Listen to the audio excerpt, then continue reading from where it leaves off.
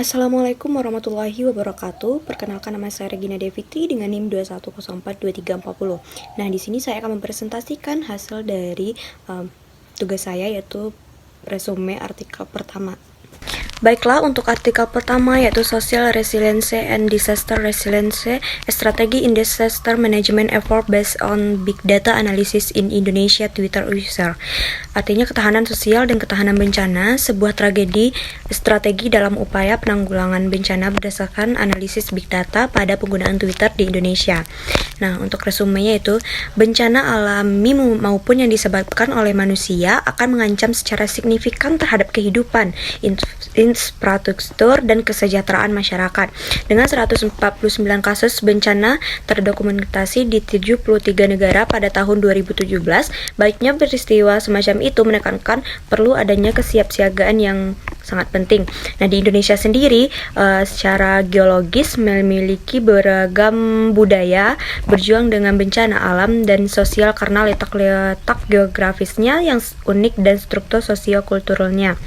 Nah, ketahanan sosial yang merupakan kemampuan untuk mengatasi dan pulih dari ancaman internal dan eksternal memainkan peran yang sangat sentral dalam manajemen bencana. Proses dari pengumpulan data dan analisis data yang dilakukan menggunakan perangkat lunak analisis data kualitatif terbantu komputer yang memproses data penelitian kualitatif. Nah, perangkat lunak yang digunakan adalah Maxda 2020 dan versi GAPI 0.9.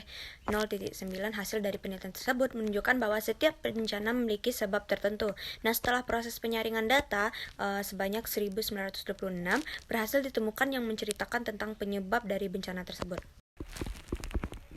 Hasil dari analisis data menunjukkan bahwasannya ada hubungan yang kompleks antara berbagai aspek terkait bencana.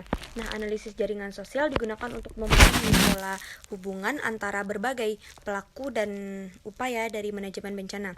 Nah, hasilnya menunjukkan adanya 6 komunitas atau kluster dalam jaringan yang terbentuk, dengan masing-masing memiliki peran dan dampak yang berbeda. Nah, juga mengungkapkan bahwa keberadaan manusia memainkan peran kunci dalam ketahanan sosial dan bencana. Dari hasil analisis ini juga dapat dikembangkan strategi manajemen bencana yang lebih efektif, termasuk penguatan literasi tentang bencana, penanganan trauma, pemberdayaan masyarakat, dan pemanfaatan teknologi secara berkelanjutan. Penyebab bencana menunjukkan bahwa masyarakat memiliki beragam persepsi dengan mayoritas mengaitkan bencana dengan unsur keagamaan. Ini menunjukkan bahwasannya kompleksitas pandangan masyarakat terhadap bencana dan pentingnya faktor-faktor budaya dan keagamaan dalam perencanaan manajemen bencana. Nah, selain itu, analisis data juga menunjukkan bahwa upaya dari manajemen bencana tersebut, terutama dalam fase pemulihan, sangat diprioritaskan oleh masyarakat dengan perhatian utama pada penyembuhan trauma, ibadah, dan penanganan kesehatan fisik.